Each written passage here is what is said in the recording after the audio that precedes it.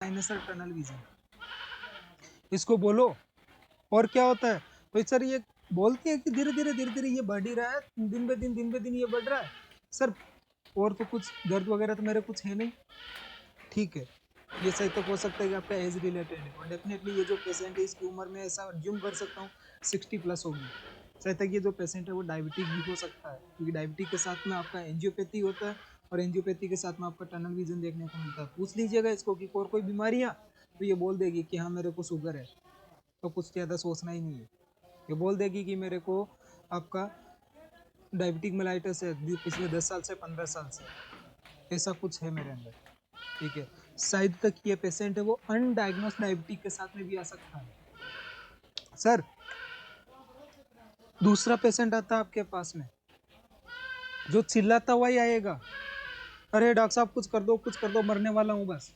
किस हिसाब से चिल्लाता हुआ आएगा कि अरे मैं क्या करूँ, मेरे को कुछ नहीं सूझ रहा।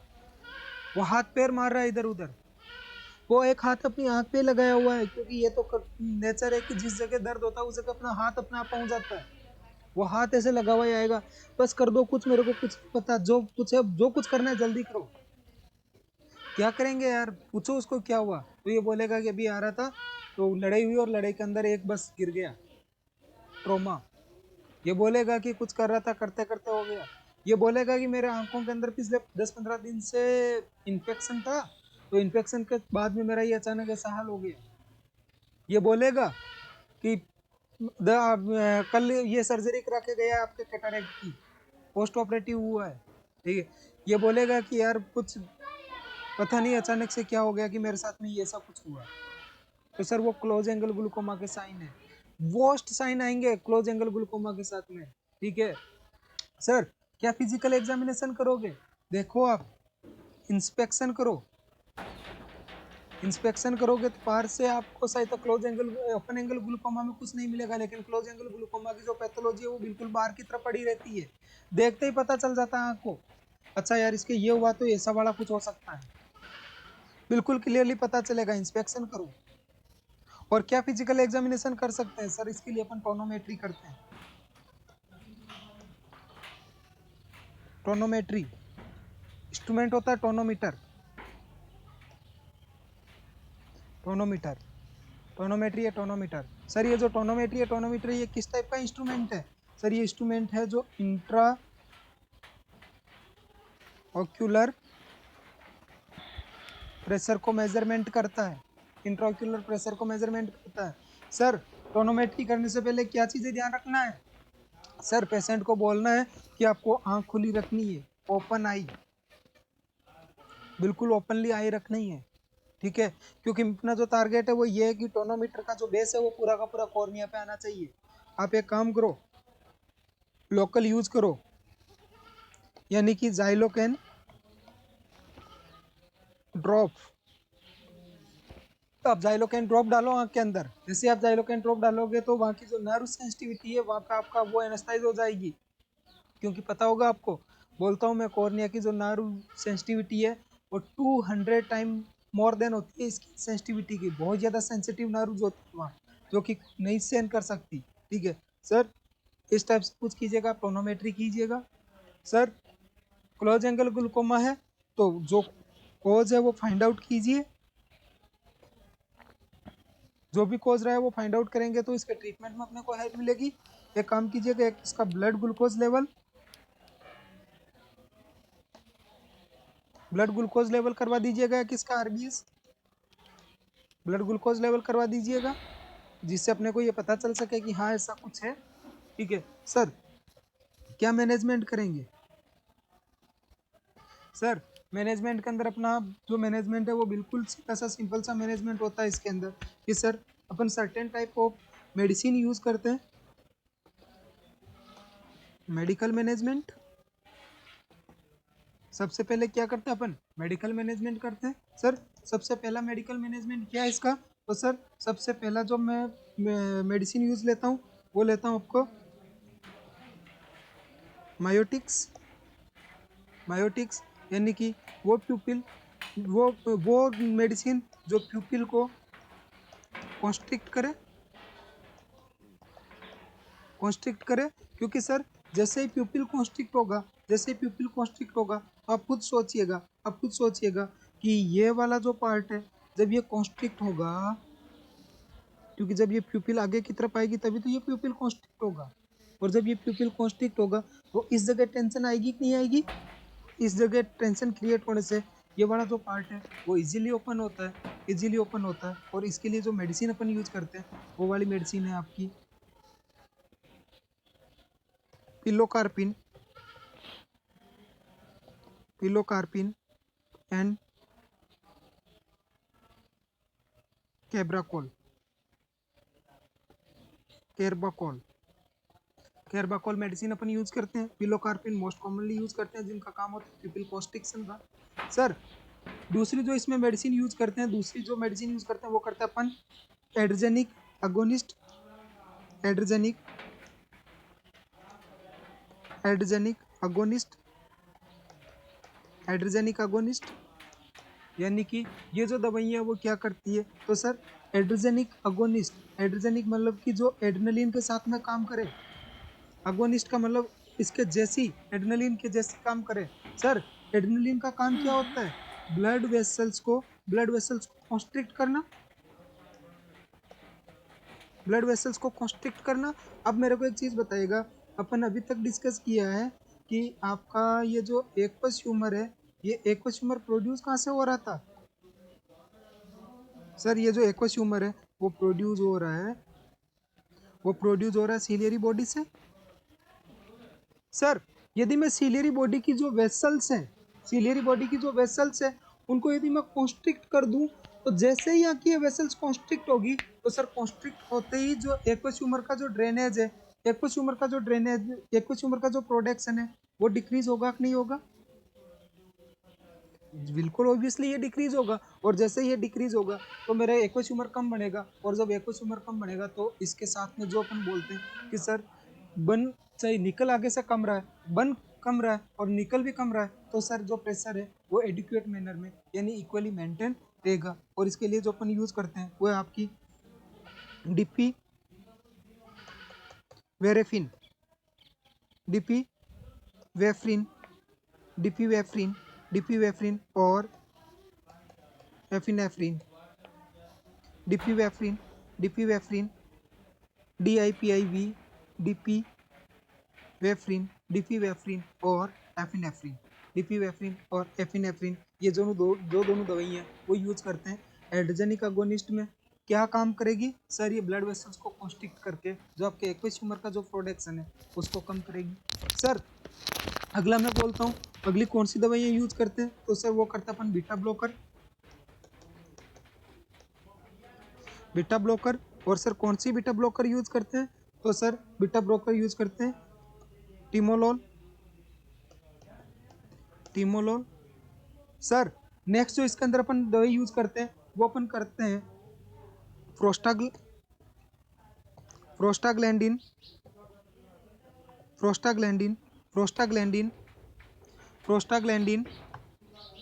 जो नेक्स्ट है वो है prostaglandin analogous, prostaglandin analogous, prostaglandin analogous, यानी कि ये जो प्रोस्टाग्लैंडिन एनालोगस है वो क्या करता है? तो सर जो प्रोस्टाग्लैंडिन है, इस प्रोस्टाग्लैंडिन का काम होता है कि जो कैपिलरीज की जो परमेबिलिटी डिक्रीज हुई है, जैसा कि अपन ने एज रिलेटेड कोज में पढ़ा था, एज रिलेटेड कोज में पढ़ा था कि सर जो प्रोस्टाग्लैंडिन है वो क्या करता, जो अपना एज रिलेटेड कोज है उसमें क्या हुआ था कि जो ब्लड वेसल्स है, इस ब्लड वेसल्स की परमेबिलिटी डिक्रीज होती है। और सर जैसे ही इसकी परमेबिलिटी डिक्रीज होगी तो परमेबिलिटी डिक्रीज होने से शायद आपका एक्वस ह्यूमर का जो इनपुट है वो इस कैपिलरी में नहीं आ रहा था, यानी ट्रेबेकुलर मेसवर्क में नहीं आ रहा था, और नहीं आने की वजह से इसका एब्जॉर्प्शन नहीं हुआ, और एब्जॉर्प्शन नहीं होने से एक्वस ह्यूमर आपका डिपॉजिट होने लगा और इंट्राओक्यूलर प्रेशर इंक्रीज होने लगा। बट सर ये जो प्रोस्टाग्लैंडिन है, एनालॉगस का मतलब प्रोस्टाग्लैंडिन जैसे काम करने वाली दवाई है, ये जो प्रोस्टाग्लैंडिन है ये क्या करता है? सर इसकी परमेबिलिटी को इंक्रीज करता है, इंक्रीज करता है परमेबिलिटी को। कौन? प्रोस्टाग्लैंडिन। सर प्रोस्टाग्लैंडिन एनालॉगस कौन कौन सी यूज करते हैं? तो करते हैं अपन लेटेनोफ्रोस्ट, लेटेनोफ्रोस्ट, लेटेनोफ्रोस्ट जो दवाई है ये क्या करता है सर, ये जो आपकी कैपिलरी की परमेबिलिटी है उसको इंक्रीज करेगा। सर सुनिएगा, यह एक बहुत ही अच्छा बड़ा एक क्वेश्चन बाहर निकल के आता है, समझने की है, आप थोड़ा समझने की कोशिश कीजिएगा इसको कि सर ये जो प्रोस्टाग्लैंडिन है यह कैपिलरी की परमेबिलिटी को बढ़ाता है। और सर जब इन्फ्लामेशन की मैकेनिज्म होती है तो इन्फ्लामेशन की मैकेनिज्म को स्टार्ट करने का काम है वो भी कौन करता है, प्रोस्टाग्लैंडिन। क्योंकि जब आपके इन्फ्लामेशन की मैकेनिज्म होती है तो अपन पढ़ते हैं कि एंड में जाके आपका प्रोस्टाग्लैंडिन बनता है और ये प्रोस्टाग्लैंडिन ही इन्फ्लामेशन की मैकेनिज्म को स्टार्ट करता है और इन्फ्लामेशन है वो क्रिएट होता है। विदाउट प्रोस्टाग्लैंडिन ये जो अपन चारों चीजें पढ़ते हैं ना, इंक्रीज टेम्परेचर, आपका स्वेलिंग, रेडनेस और आपका पेन और लॉस ऑफ फंक्शन, ये चीजें हो ही नहीं सकती। ये तभी होगी जब प्रोस्टाग्लैंडिन होगा। तो इससे एक चीज निकल के सामने आती है कि सर क्लोज एंगल ग्लूकोमा में जिसके पीछे इन्फेक्शन और इन्फ्लेमेशन वाला इश्यू था, चाहे वो केराइटिस या यूवियल ट्रैक इन्फेक्शन हो, चाहे वो ट्रोमा हो, तो इन टाइप के ग्लूकोमा के अंदर कभी भी प्रोस्टाग्लैंडिन एनालोगस यूज नहीं करेंगे। क्यों नहीं करेंगे? क्योंकि सर यदि उस टाइम प्रोस्टाग्लैंडिन दे दिया तो प्रोस्टाग्लैंडिन तो कैपिलरी को बढ़ाता है, कैपिलरी परमेबिलिटी को बढ़ाता है, और कैपिलरी परमेबिलिटी बढ़ने से क्या होगा, इसका आपका जो एक्वस ह्यूमर या जो इन्फ्लेमेटरी जो प्रोसेस है वो बहुत रैपिड होगी, बहुत फास्ट होगी। तो सर फास्ट होने से अपना जो पेशेंट है उसमें इंट्राओक्यूलर प्रेशर और ज़्यादा बढ़ सकता है। तो सर ये जो है वो ओपन एंगल ग्लूकोमा के लिए यूज करेंगे, ओपन एंगल के लिए यूज करेंगे, और एब्सोल्यूट कॉन्ट्राइंडिकेटेड होगी किसमें, क्लोज एंगल ग्लूकोमा में।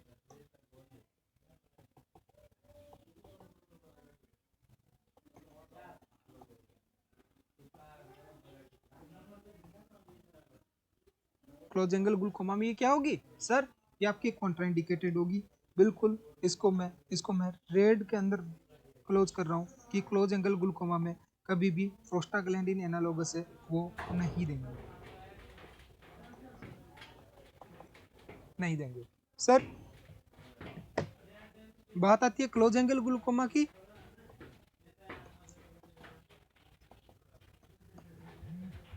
क्लोज एंगल ग्लूकोमा की, तो क्लोज एंगल ग्लूकोमा का क्या ट्रीटमेंट करेंगे फिर।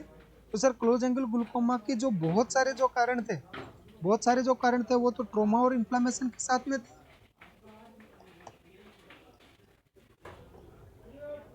इन्फ्लेमेशन के साथ में थे। तो सर अपन इसमें स्पेशली और स्पेशली यूज करेंगे anti inflammatory medicine, anti inflammatory medicine. कौन कौन सी एंटी इन्फ्लेमेटरी मेडिसिन, तो sir steroid, dexamethasone,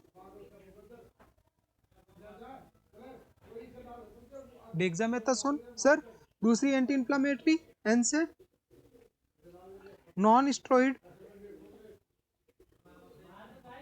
anti inflammatory drug,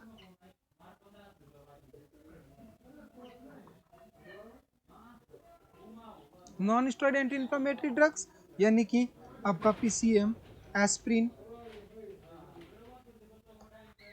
डाइक्लो, ibuprofen, ये वाली दवाइयाँ अपन यूज करेंगे इसको, ताकि इसका इन्फ्लेमेशन नहीं हो। सर और भी क्या हो सकता है, तो सर और ये हो सकता है कि यदि इन सब से कुछ भी नहीं हो रहा हो और जो साइन एंड सिम्टम है वो वर्स्ट होते जा रहे हैं, तो सर अपन एक काम करते हैं कि इस पेशेंट को लेजर असिस्ट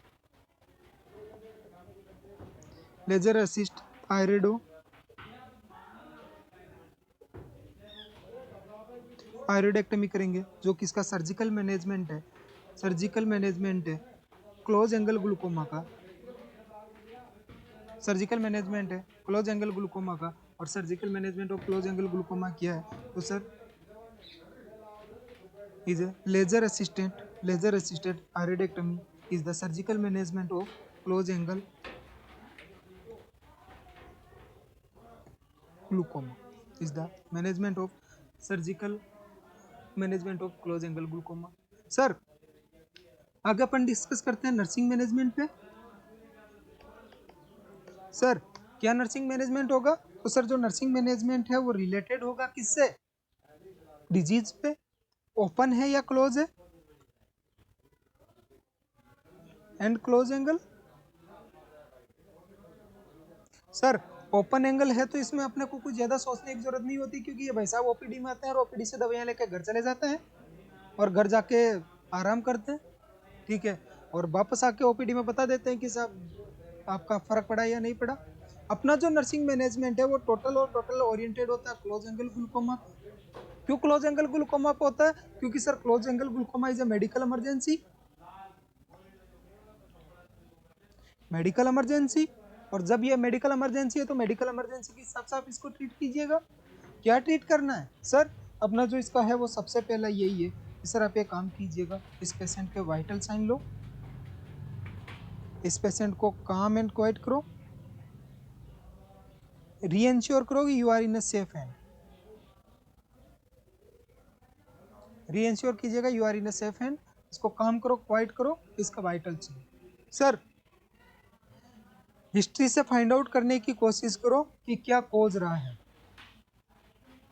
क्योंकि जब तक इस कोज को एलिमिनेट नहीं करेंगे तब तक ये जो पेशेंट है वो ठीक नहीं हो रहा है। सर कोज फाइंड आउट किया, आईओपी मेजरमेंट किया, मेडिसिन स्टार्ट करो। क्या मेडिसिन देंगे इसके अंदर?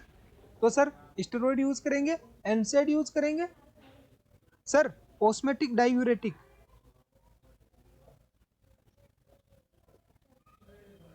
ऑस्मेटिक डायूरेटिक मैनिटोल, मैनिटोल दो इसको, ये डायूरेसिस कराएगा और इंट्राओक्यूलर प्रेशर को कम करेगा। सर और क्या कर नर्सिंग केयर करेंगे? सर मैं वापस उसी पा रहा हूँ, सेफ्टी एंड सिक्योरिटी,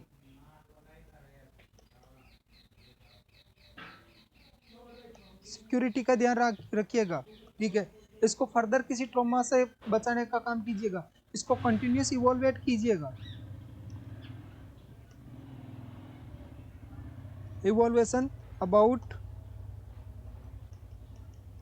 इंक्रीज कि इसका कहीं इंट्राओक्यूलर प्रेशर है वो कॉन्स्टेंटली बढ़ तो नहीं रहा है, इसके बारे में आप इसको कंटिन्यूसली ऑब्जर्व करते रहिएगा। और जब आप इसको कंटिन्यूसली ऑब्जर्व करते रहेंगे तो आप देखेंगे कि आपका जो पेशेंट है वो धीरे धीरे ठीक हो रहा है।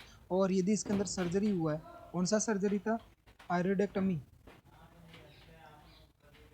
यदि इसके अंदर आयरोडेक्टमी हुआ है तो सर आयरोडेक्टमी होने के बाद में जो भी अपना पोस्ट ऑपरेटिव केयर जिस हिसाब से अपन ने कैटरेक्ट के अंदर दिया था उस हिसाब का अपन इसके अंदर केयर देंगे। और जैसे इस पेशेंट को ये केयर देंगे तो अपन देखेंगे कि सर अपना जो पेशेंट है उस पेशेंट को शायद तो कुछ बेटर फील हो रहा है और वो एक डिजीज से बिल्कुल बाहर की तरफ निकल रहा है जिसको अपन ने ग्लूकोमा बोला है, ठीक है।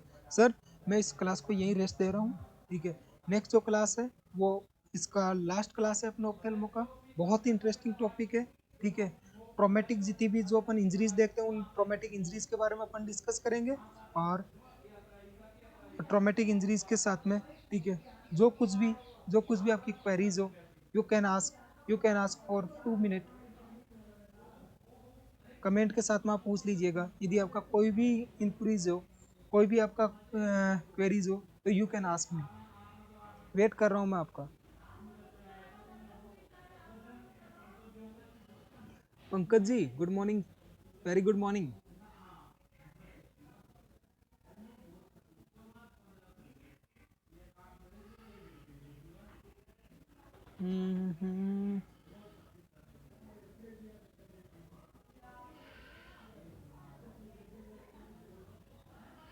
Saddam ji no doubt, thank you.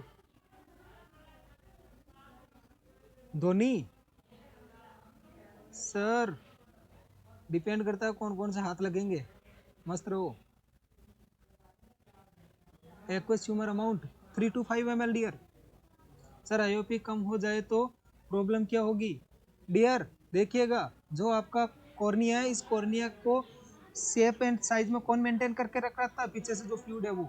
यदि आपका आईओपी कम हो गया तो कॉर्निया अपनी जगह से पीछे की तरफ चला जाएगा, कॉर्निया की जो ट्रांसपेरेंसी है, जो पेटेंसी है वो नहीं मेंटेन रह पाएगी। तो जैसा अपने एस्टिग्मेटिज्म के अंदर देखा था कि कॉर्निया के ऊपर फोल्ड पड़ रहे हैं, वो कॉर्निया के अंदर आपका फोल्ड होना स्टार्ट हो जाएगा। Very good morning